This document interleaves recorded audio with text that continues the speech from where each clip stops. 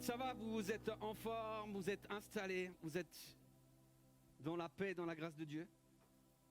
Oh, ça va, il y a des gens ici, église.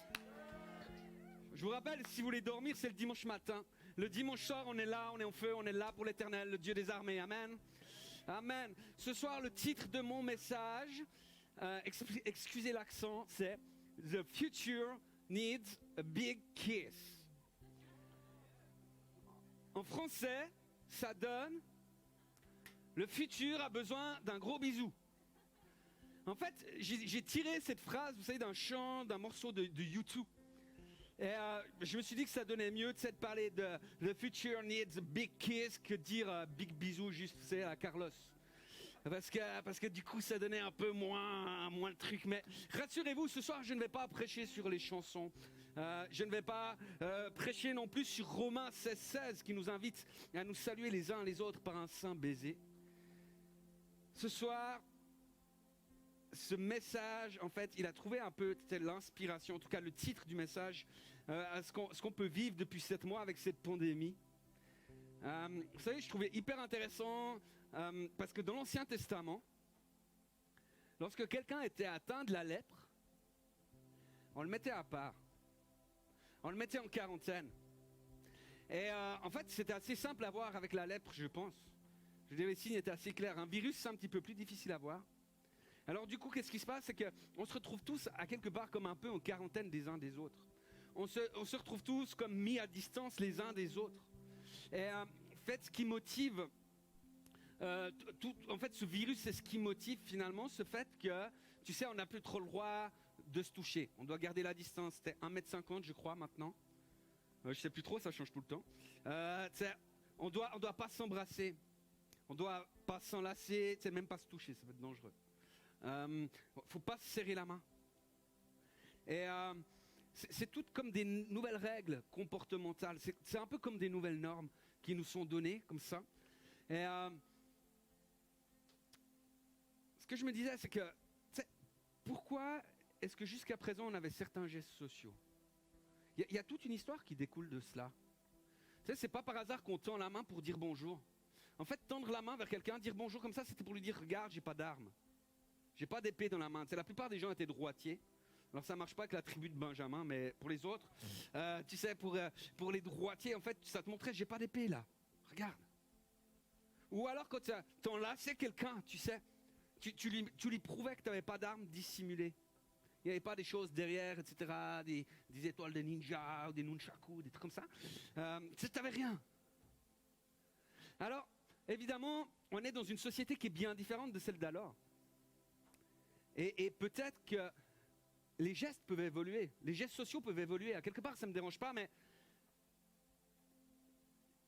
ce qui m'interroge, c'est la manière dont ils évoluent.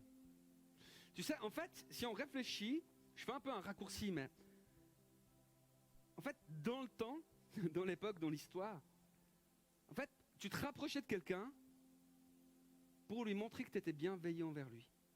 Et en fait, ce fait de pouvoir lui toucher la main, de pouvoir le serrer dans les bras, ça lui montrait, écoute, j'ai de la bienveillance pour toi. Et c'était un échange comme ça de bienveillance.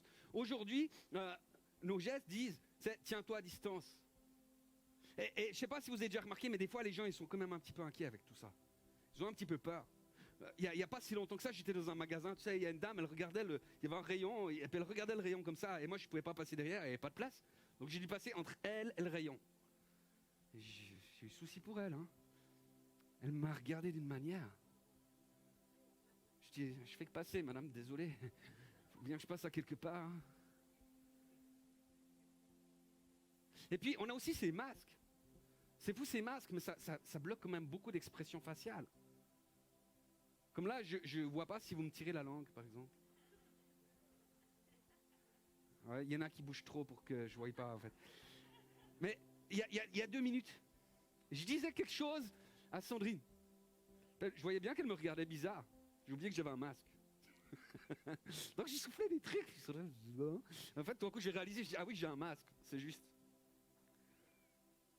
En fait, je crois que le futur a besoin d'un gros bisou. Parce que le futur, il a besoin, tu sais, qu'on puisse se rapprocher les uns des autres. Il a besoin de proximité, n'est-ce pas? Mais, rassurez-vous, je ne vais pas déclarer ce soir que le bisou est un geste prophétique. Pourquoi? Parce que je crois que le futur a besoin de gros bisous, vraiment. Mais je ne crois pas que le monde ait besoin de gros bisous. Ce qui attend la création, c'est la révélation des filles et des fils de Dieu. Est-ce qu'il y a des filles, des fils de Dieu dans ce lieu? Amen. Amen. C'est bon, hein? C'est bon. Tu sais, tu peux te retourner, tu regardes ton voisin, ta voisine. T'as pas besoin de lui dire quelque chose. Non, j'ai dit, t'as pas besoin de lui dire quelque chose. Il y en a qui cherchent tous les prétextes possibles pour discuter de ça. Je vous entends, tu sais, je vois pas vos lèvres, mais je vous entends. Réalise, Église, que celui qui est à côté de toi est comme toi, un fille ou une fils ou un fils de Dieu. Réalise cela. C'est ton frère ou ta sœur en Christ. C'est bon. On est tellement privilégiés d'être réunis entre filles et fils de Dieu, n'est-ce pas? Oh, c'est bon de voir une église si zélée pour le Seigneur, si en feu. Amen. Dieu, non mais il n'y a pas tout le monde qui peut dire ça. Dieu est notre papa.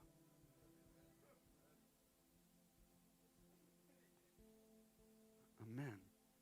Mais Église, si Dieu est notre Père, qui est notre mère? Parce que, comprenez, Isaac et Ismaël avaient un même père, Abraham. Par contre, ils n'avaient pas la même mère. Dans Galates 4, au verset 22 à 24, il est écrit, excusez, ça va venir, voilà. Car il est écrit qu'Abraham eut 2 fils, un de la femme esclave et un de la femme libre.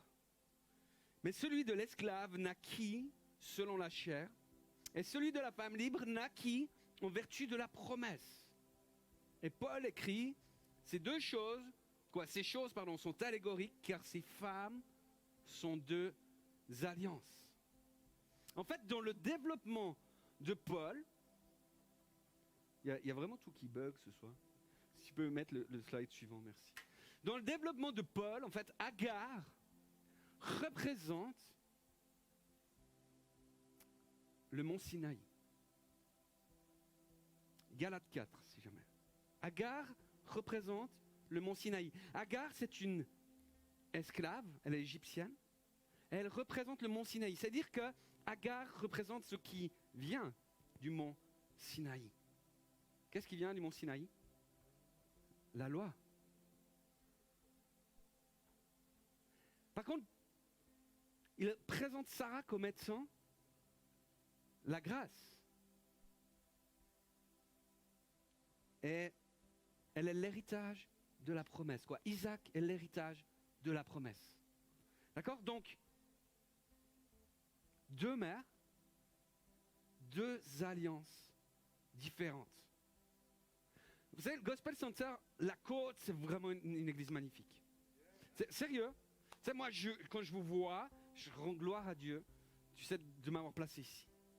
Je rends gloire à Dieu qui m'ait appelé pour servir ici. Parce qu'ici, il y a un zèle pour l'évangile. Il y a un zèle pour les choses de Dieu. Les gens, vous avez envie, tu sais, d'être saints. Vous avez envie de plaire à Dieu. Vous avez envie que votre vie entière lui rende gloire. Vous avez envie que l'Esprit Saint prenne plus de place dans votre vie. N'est-ce pas? Et quelque part, j'ai envie de décréter, allez, on se fait un bisou, tellement que c'est bon. câlin du coude. C'est tellement bon. On a un zèle pour le Seigneur et on a envie de plaire à Dieu. Ce qui peut faire la différence entre nous, ça peut être la manière d'y parvenir. Isaac et Ismaël ont le même père. Ils n'ont pas la même mère. Alors en tant que chrétiens, nous sommes toutes et tous filles et fils de la grâce. Ok ? Paul écrit, nous ne sommes pas enfants de l'esclave, mais de la femme libre. Amen. On est sauvés par grâce. Amen. D'accord ? Paul écrit dans Galates 4, versets 1 à 2, « Or, aussi longtemps que l'héritier est enfant. » Est-ce qu'il y a des héritiers dans ce lieu ? Magnifique. Est-ce que tu peux juste presser ? Merci. « Or, aussi longtemps que l'héritier est enfant, je dis qu'il ne diffère en rien d'un esclave, quoi qu'il soit le maître de tout. Mais il est sous les tuteurs et les administrateurs jusqu'au temps marqué par le même. » En fait, bien que la condition de l'héritier et de l'esclave ne soit pas la même, l'héritier est maître de tout. En fait, pour l'instant, c'est tant qu'il est enfant, il peut jouir de rien. En fait, c'est comme si c'est un milliardaire, il a un fils de 5 ans. Ce fils, il l'aime. D'accord ? Ce fils est l'héritier de tout. Ok, jusque-là, pas de problème. Mais par contre, il ne peut pas conduire la Ferrari. Bah, bien sûr, il est trop petit. Il ne peut pas conduire la Ferrari. Est-ce que son père ne l'aime pas ? Bien sûr qu'il l'aime. Est-ce que c'est pas ce que son père chérit le plus ? Si, c'est son héritier, il l'aime, c'est son enfant. Mais à cause qu'il n'a pas la maturité nécessaire, il ne va pas pouvoir conduire la Ferrari. Il n'a pas la capacité de le faire. À quelque part, l'esclave, il aurait la capacité de le faire. Mais il est illégitime. Donc il n'a pas le droit. En fait, la Bible nous dit que la loi, c'est un tuteur ou un administrateur, tu sais, pour les petits-enfants. Et c'est une bonne chose. Tu sais, la loi est sainte. Dieu a créé la loi, d'accord ? C'est une bonne chose. La loi est bonne. Seulement, elle est bonne jusqu'à un certain temps qui est marqué par le Père. Je vous explique.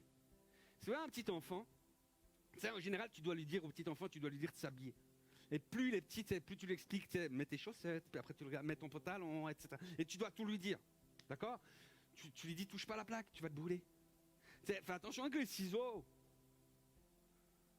Mais après, l'enfant il commence à se développer, à grandir en maturité, et tu sais, à un moment donné, tu lui dis plus. Tu sais, quand tu invites des gens à manger, tu leur dis pas, fais attention avec le couteau. Touche pas à la bougie avec ton doigt, tu vas te brûler. Tu dis pas ça. Mais en tout cas, celui qui me dit ça, il me vexe un peu quand même. D'accord ? La loi est bonne jusqu'au temps marqué par le Père. La loi est bonne pour les enfants spirituels, pour les nouveaux-nés, nés de nouveau. Là, c'est bon. Ça, c'est bon que tu lui apprennes, non, il y a des choses qu'il ne faut pas faire. C'est bon que tu lui dises. C'est bon que tu lui dises, non, attention, ça, tu vas avoir des problèmes. Va pas toucher, fais gaffe avec le yoga, fais gaffe avec des trucs comme l'acupuncture. Pourquoi ? Parce qu'il y a des trucs derrière spirituels, etc. Regarde d'où ça vient. Ça, que tu as un bébé, tu lui dis.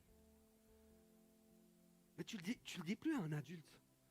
Dans Hébreux 5, versets 13 à 14, il est écrit, merci. Or, quiconque en est au lait n'a pas l'expérience de la parole de justice, car il est un enfant. Mais la nourriture solide est pour les hommes faits, pour ceux dont le jugement est exercé par l'usage à discerner ce qui est bien et ce qui est mal. En fait, l'objectif, c'est donc de passer par un sevrage.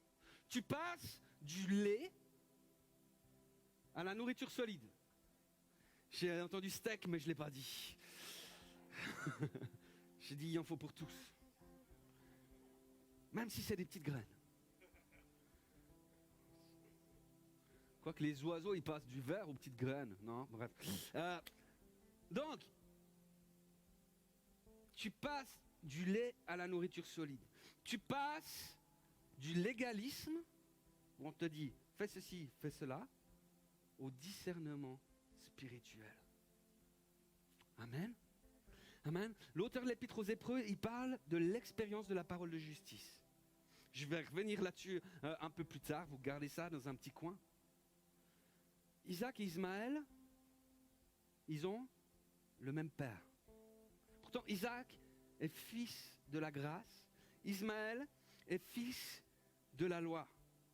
Et dans Galates, on peut lire que 21 ans où Ismaël commença à persécuter Isaac. Et si vous reprenez cette histoire dans l'origine, dans Genèse 21, vous allez voir que cela arriva quand Isaac fut sevré. C'est là où il commençait à avoir des problèmes. Et la loi sera toujours opposée à la grâce. La loi va toujours condamner la grâce. Le contraire n'arrive jamais. Il y a un truc qui est tellement puissant à comprendre, Église. Rien ne peut te séparer de l'amour de Jésus-Christ. C'est hormis le péché contre le Saint-Esprit. Là, tu peux imaginer tous les pires péchés qui existent au monde. Parce que hormis le péché contre le Saint-Esprit, tous les péchés ont la capacité d'être pardonnés. Tous. Pourtant, Paul nous avertit. Il y a une chose qui est dangereuse, c'est lorsque quelqu'un qui est sous la grâce revient sous la loi. C'est même aller en disgrâce. C'est hyper violent comme terme, aller en disgrâce. Paul écrira dans Galates 5,4, vous qui cherchez à vous faire déclarer juste par Dieu en accomplissant la loi, vous êtes séparés du Christ. Vous n'êtes plus sous le régime de la grâce. Dans 2 Corinthiens 3,7, Paul parle de la loi comme étant un ministère de mort. Dans 1 Corinthiens 15,56, il dit « L'aiguillon de la mort, c'est le péché, et la puissance du péché, c'est la loi. »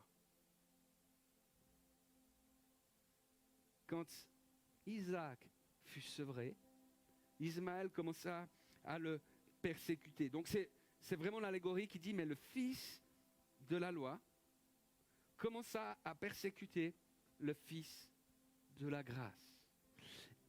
Et dans le développement de l'apôtre Paul, ça veut dire que c'est au moment où Isaac pouvait commencer à prendre son héritage, à pouvoir en profiter pleinement, à ce moment-là, le fils de la loi a commencé à le persécuter. Jésus a dit, tu peux volontiers, Matthieu 5, verset 10, « Heureux ceux qui sont persécutés pour la justice, car le royaume des cieux est à eux. » Je vous parlais avant de la justice dans Hébreu, vous vous rappelez? Or quiconque, il est écrit dans Hébreu, or quiconque connaît au lait n'a pas l'expérience de la parole de justice. Et si on continue, dans 2 Corinthiens 5, verset 21, il écrit, « Celui qui n'a pas connu le péché, il l'a fait devenir péché pour nous, afin que nous devenions en lui justice de Dieu. » En fait, Église, comprends bien, quelqu'un qui est immature, il va penser que la justice de Dieu dépend finalement de mes actions, si elles sont bonnes ou pas. La justice, il va dire, c'est les bonnes choses qui sont faites, que je fais. Quelqu'un qui est fait, quelqu'un qui est mature en Jésus-Christ, un fils spirituel, sait en fait que la justice est un cadeau de Dieu. C'est une grâce de Dieu. Amen. Est-ce qu'il y a des héritiers dans ce lieu? Y a-t-il des filles et des fils de la grâce? Amen. La Bible dit, chasse l'esclave et son fils, car le fils de l'esclave n'héritera pas avec le fils de la femme libre. En fait, on est tous héritiers de la grâce. Mais celui qui hérite, donc, ce n'est pas celui qui est sous la loi. Il ne peut pas hériter. Celui qui hérite, ce n'est pas l'enfant immature. Parce qu'il va être au même stade que l'esclave. celui qui hérite, c'est le fils, la fille mature, fille et fils de la grâce. Église, est-ce que tu es consciente que la justice de Dieu est un cadeau? Est-ce que tu es consciente que la justice de Dieu est un cadeau? Est-ce que tu es conscient que la justice de Dieu est un cadeau? Ah, vous avez compris, hein?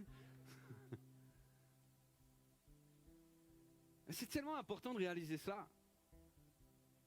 Romains 6, 14 dit, le péché n'aura pas de pouvoir sur vous, puisque vous êtes non sous la loi, mais sous la grâce.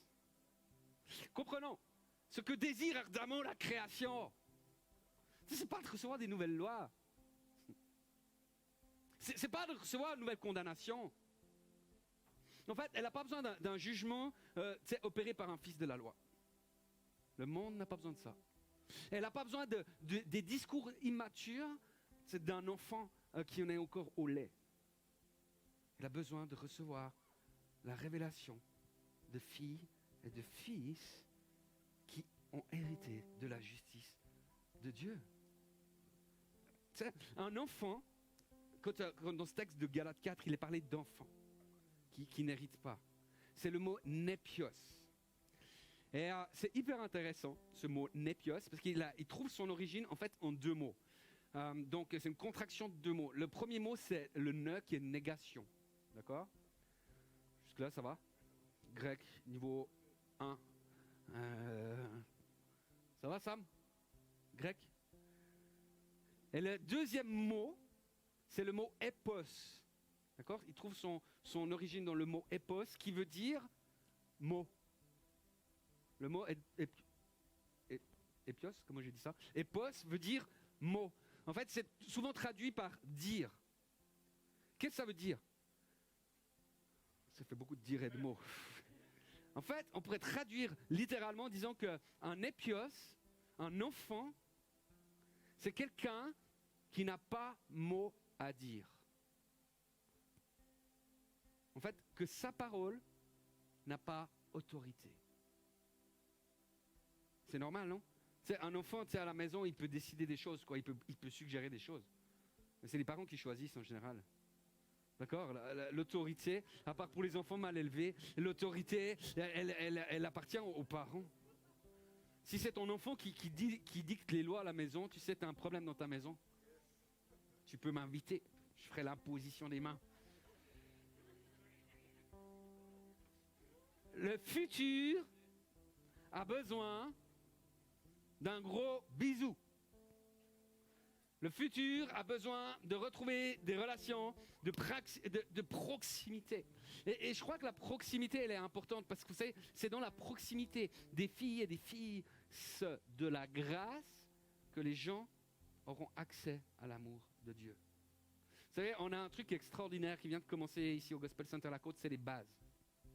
Les bases, c'est donc les groupes de maison. Et l'objectif de ces bases, c'est que des hommes et des femmes qui ne connaissent pas encore Jésus puissent rejoindre ces groupes et découvrir dans la proximité l'amour de Dieu manifesté. C'est un truc de fou. Et vous savez, Dieu n'est pas venu mourir pour des justes, mais pour des injustes. Ça, c'est la justice de Dieu. La justice de Dieu, c'est car Dieu a tant aimé le monde qu'il a donné son Fils unique afin que n'importe qui croit en lui, ne périsse pas, mais qu'il ait la vie éternelle. Amen. Il n'y a personne qui était juste. Jésus, il n'est pas venu sur terre pour dire « Ah, mais toi, tu étais tellement bon, je rêvais de te rencontrer. Tu es tellement bon, viens montrer par ta loi, par ton comportement, quelle est la justice. » Est-ce que quelqu'un arrive par son propre comportement à avoir une justice qui plaît à Dieu? Non. Par contre, Dieu, par son comportement, a montré ce que c'était que la justice, en mourant pour nous. Dieu a tant aimé le monde. Vous savez, il y a quelqu'un qui a dit, un monde divisé a besoin d'une église unie. Amen. Amen. Considérez un petit peu la parole du fils prodigue. Imaginez que dans la maison, celui qui est autorité, c'est le frère aîné, tu sais. Celui qui n'est pas mûr, en fait. Qui est immature. Imagine que c'est lui qui a autorité. Quel est le ministère qui va libérer sur nos vies.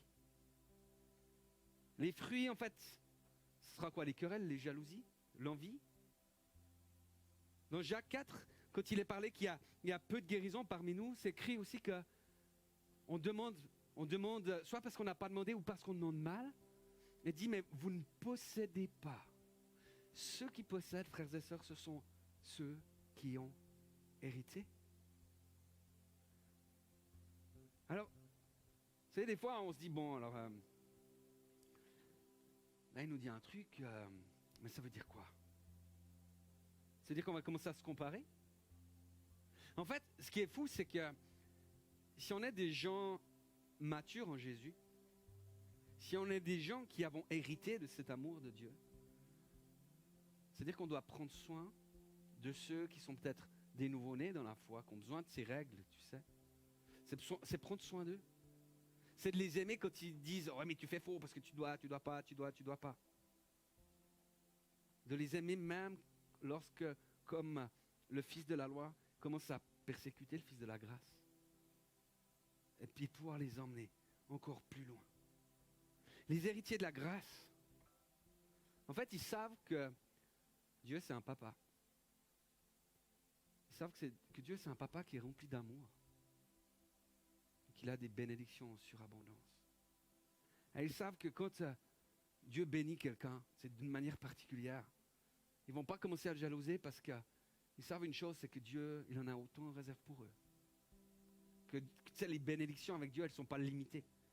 C'est-à-dire que quand il en donne à quelqu'un et que tout le monde se réjouit de ça, ça multiplie les bénédictions et les faveurs sur le reste, sur l'ensemble. C'est pas que lui est béni, moi j'ai moins à avoir. Au contraire.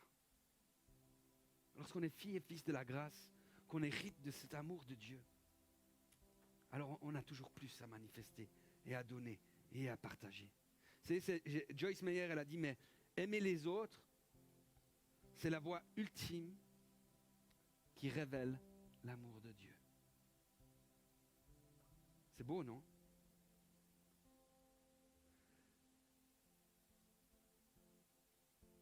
La Bible nous dit que Jésus nous a donné la capacité de devenir enfants de Dieu.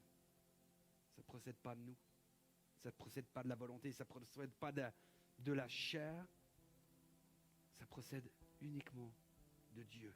Vous trouvez ça dans Jean 1, au verset 13. Ça procède de lui, c'est un cadeau de lui.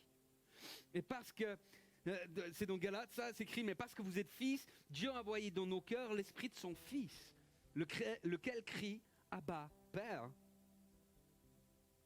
Ainsi tu n'es plus esclave, mais tu es fils. Tu es fille. Ainsi, parce que tu es fils, parce que tu es fille, tu es aussi héritier de la grâce de Dieu. Amen. On ne peut pas donner ce qu'on n'a pas hérité. Mais on a tellement hérité beaucoup avec notre Seigneur. Moi, le Seigneur me parlait ce soir pour celles et ceux qui sont particulièrement et qui sont sans cesse sous un joug, celui de la condamnation. Celles et ceux qui, en fait,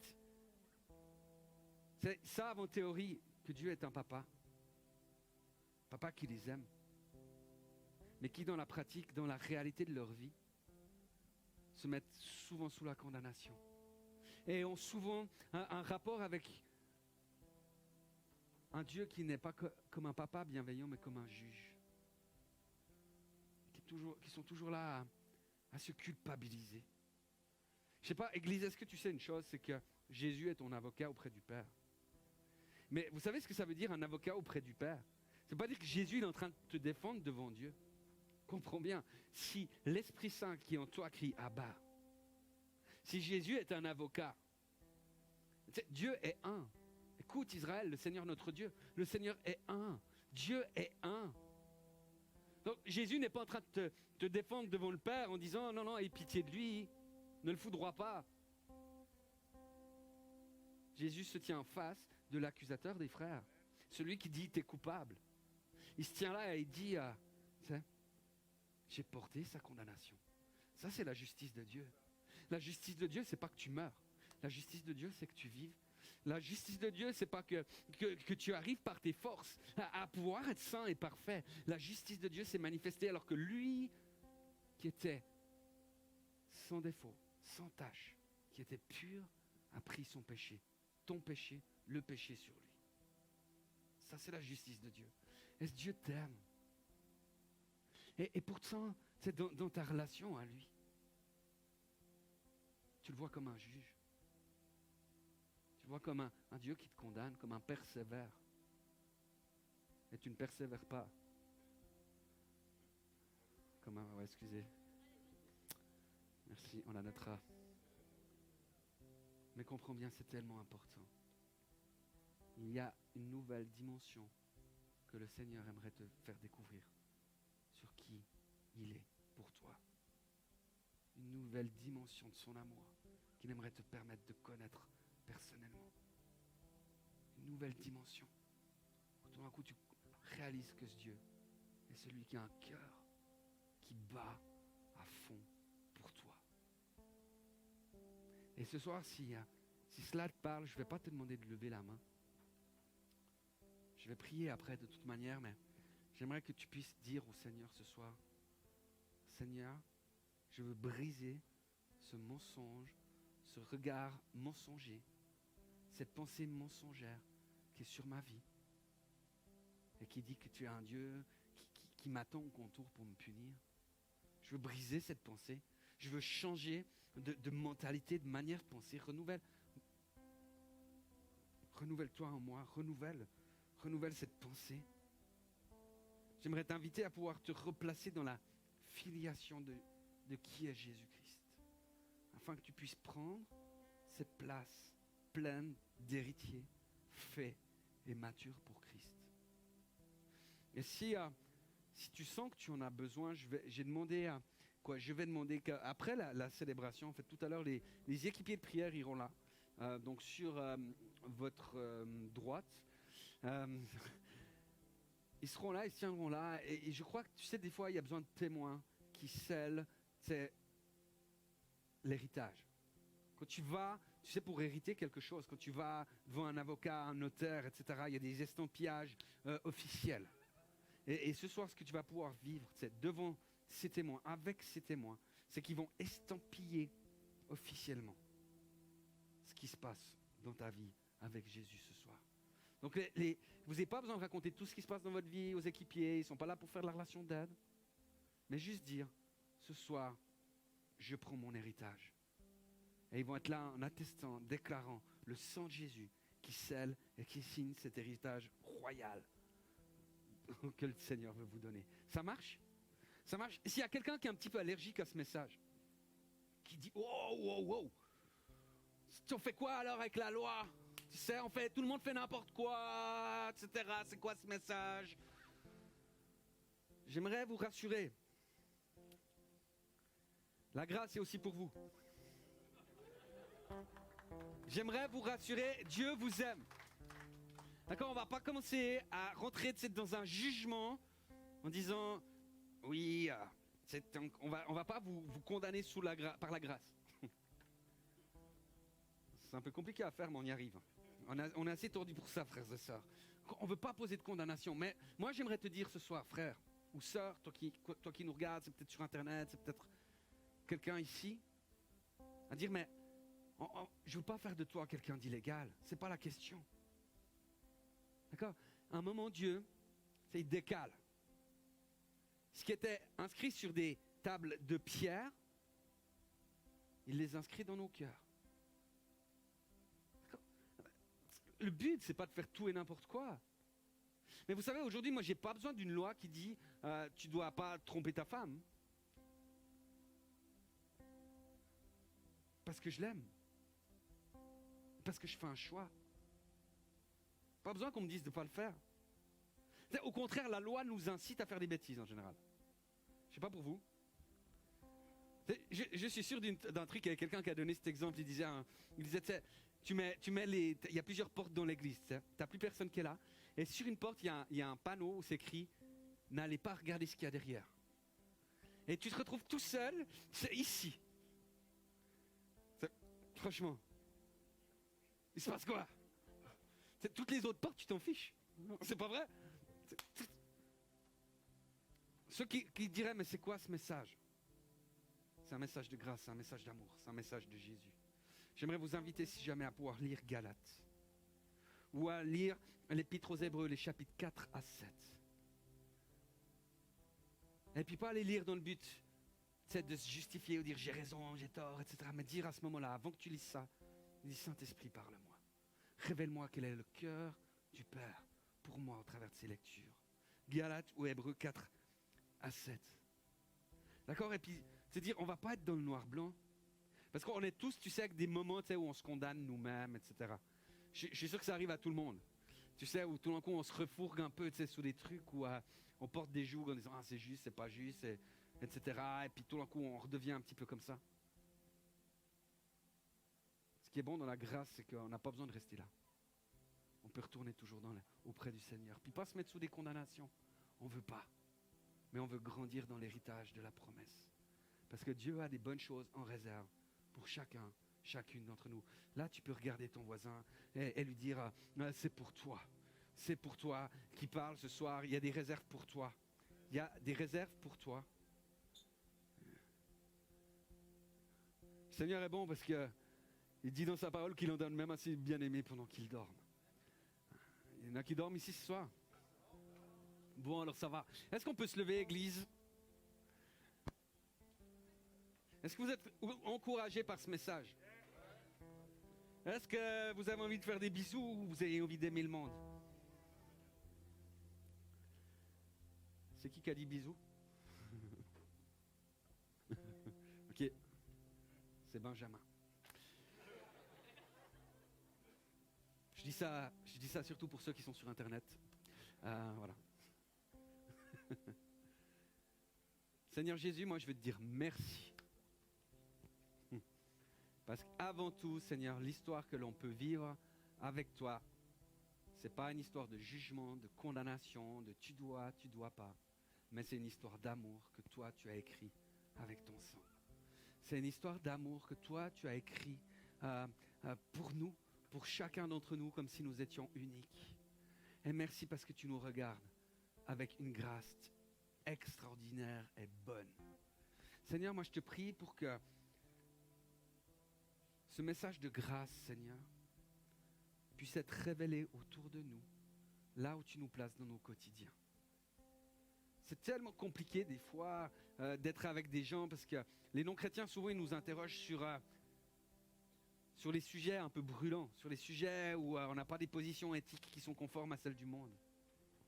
Mais Seigneur, je te prie que quand on ne leur parle pas, Seigneur, notre attitude respire tellement fort le royaume de Dieu qu'il soit véritablement touché par ce qu'on peut vivre en vrai. Seigneur, moi je te remercie parce que tu nous places dans cette grâce, dans cette vie d'abondance et dans cette joie de ton royaume. Merci de pouvoir acter cette réalité de la filiation dans la vie de chacun et chacune, afin qu'on prenne conscience que nous sommes filles et fils du roi des rois, et que nous puissions vivre une vie épanouie d'héritier du royaume de Dieu.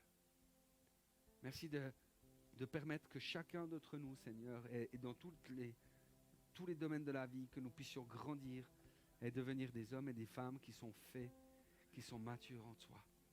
Et Seigneur, permets que dans tout cela, Seigneur Jésus, nous puissions être libérés et respirer, Seigneur. Parce que le message le plus beau de l'humanité nous a été donné, parce que nous sommes héritiers de la promesse. Répands ta bonté, ta bienveillance, ta grâce, ton onction, Seigneur, sur chaque personne ici, sur chaque famille que l'on représente. Seigneur, que ta gloire soit manifeste dans nos vies durant toute cette semaine et que ton nom puisse être glorifié. J'aimerais vous bénir toutes et tous dans le nom puissant de Jésus. J'appelle la face de Jésus à luire sur chacune de vos vies et que sa grâce vous renouvelle jour après jour. Église, Dieu t'aime et te fait un gros bisou. Amen. Amen. C'est bon les bisous de Dieu, n'est-ce pas? Amen. Amen.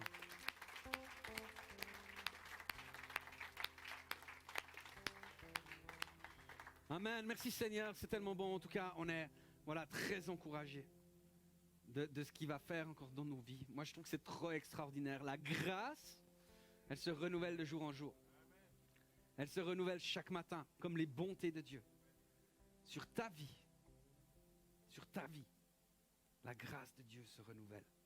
Église, je vous souhaite une belle semaine. Que Dieu vous bénisse. On dit au revoir aussi à nos frères et sœurs sur Internet. Que Dieu vous bénisse. Restez connectés, surtout avec lui. Et que son nom soit glorifié au siècle des siècles. Amen. Est-ce qu'on peut encore pousser un cri de joie pour l'Éternel et ainsi se quitter? Amen.